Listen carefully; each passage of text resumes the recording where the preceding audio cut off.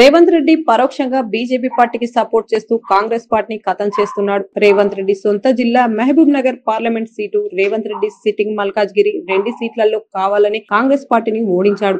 ఏడాది పాలనలో కాంగ్రెస్ ప్రభుత్వంపై ఇంత వ్యతిరేకత ఎందుకొచ్చిందో రేవంత్ రెడ్డి ఆత్మ పరిశీలన చేసుకోవాలంటూ వ్యాఖ్య. మీ సొంత మహబూబ్ నగర్ జిల్లాలోనే మీ అభ్యర్థి ఓడిపోయిండు. మీరు సిట్టింగ్ ఎంపీగా ఉన్న మల్కాజ్గిరిలో ఒక సీట్ రాలే. ఇవాళ మీరు కరెక్ట్ గా పనిచేసినంటే 6 నెలల పాటు కరెక్ట్ గా కాంగ్రెస్ పార్టీ విధానాల కోసం పనిచేసినంటే ఆ 8 సీట్లు కూడా కాంగ్రెస్ పార్టీకి వస్తే ఇలా నరేంద్ర మోడీ ప్రభుత్వమే లేదు కేంద్రంలో.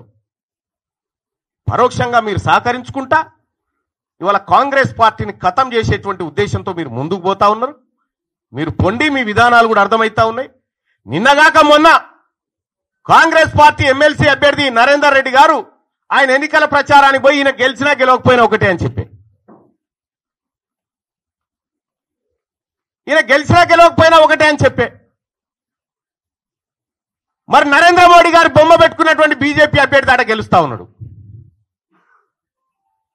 ఇంకో టీచర్ ఎమ్మెల్సీ ఎన్నికల్లో భారతీయ జనతా పార్టీ ఒక బీసీ బిడ్డకు టికెట్ ఇచ్చి ఫస్ట్ ప్రియారిటీలో టీచర్ ఎమ్మెల్సీ గెలిచి ఆ ఇంపాక్ట్ తోటి పట్టభద్రుల ఎమ్మెల్సీ ఎన్నికలు కూడా గెలుస్తా ఉంది. మీరు జిల్లాలు మొత్తం ఈ మెదకు, ఆదిలాబాద్, నిజామాబాద్, కరీంనగర్ పిట్ట తిరిగి నడుదిరిగి ఎమ్మెల్సీ ఎన్నికలు ఏంది ఫలితం? ఇవాళ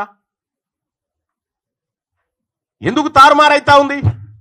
ఇవాళ ఏడాది లోపలనే కాంగ్రెస్ పార్టీ పైన, ప్రభుత్వం పైన ఇంత వ్యతిరేకత ఎందుకు వస్తా ఉంది? ఆత్మ పరిశీలన చేసుకోవాలి కదా ఇది.